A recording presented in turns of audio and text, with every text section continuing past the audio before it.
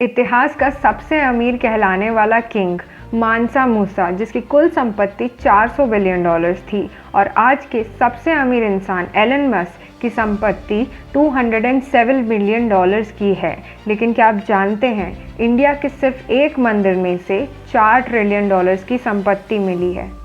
So guys, welcome everyone to Knowledge Plus. आज हम इस वीडियो में आपको बताएंगे why India was the richest country in the world.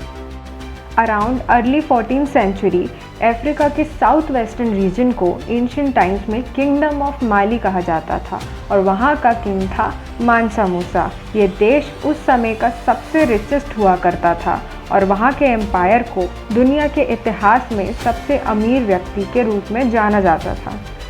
लेकिन इंडिया में एक टेम्पल है, श्री पद्मनाभ स्वामी टेम्पल, जिसमें अबाउट $4 ट्रिलियन का खजाना है, जो कि एज अ डोनेशन हज़ारों सालों से यहाँ रखा हुआ है। And it's just one temple.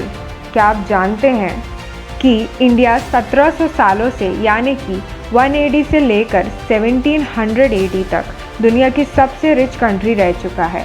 इसलिए तो हमारे भारत को प्राचीन काल में सोने की चिड़िया कहा जाता था, क्योंकि भारत में सारी रिसोर्सेज थीं जो इसे बिजनेस ट्रेड में काम आई। जबकि चाइना उस वक्त की सेकेंड रिचेस्ट कंट्री था, और यूएसए दुनिया का सबसे गरीब देश हुआ करता था, जिसकी जीडीपी 1% से भी कम की थी। अब सवाल ये आता है कि कैसे इंडिया ने 1700 सालों तक इस पोजीशन को बनाए रखा। दरअसल उस वक्त ज़्यादातर इंडियंस एक सस्टेनेबल लाइफ जीते थे। पैसा हमेशा सिटीज़ से विलेजेस में जाता था। दूसरे देशों की नज़रों में इंडिया को सोने की चिड़िया बनाने वाला सबसे बड़ा फैक्टर था इसके लैंड में मौजूद धन का ढेर।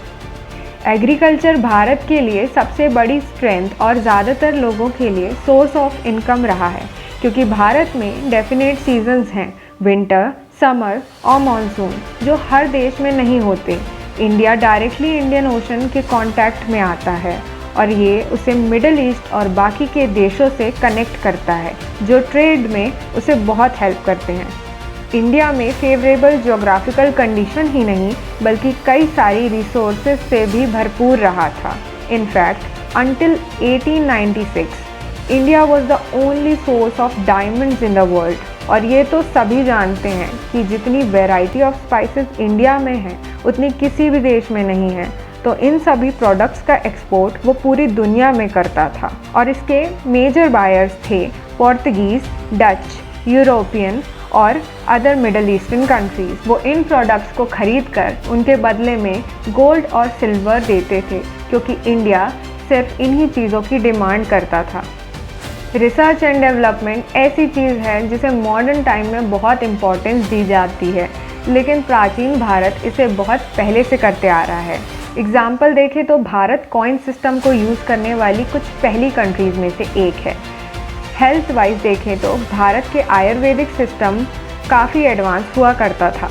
अराउंड 6th सेंचुरी एक इंडियन सर्जन सुश्रुत ने प्लास्टिक सर्जरी की खोज कर ली थी। जैसे कि हम देख सकते हैं, इंडिया में एग्रीकल्चर, इंडस्ट्री और ट्रेड को इक्वल इम्पोर्टेंस दी गई।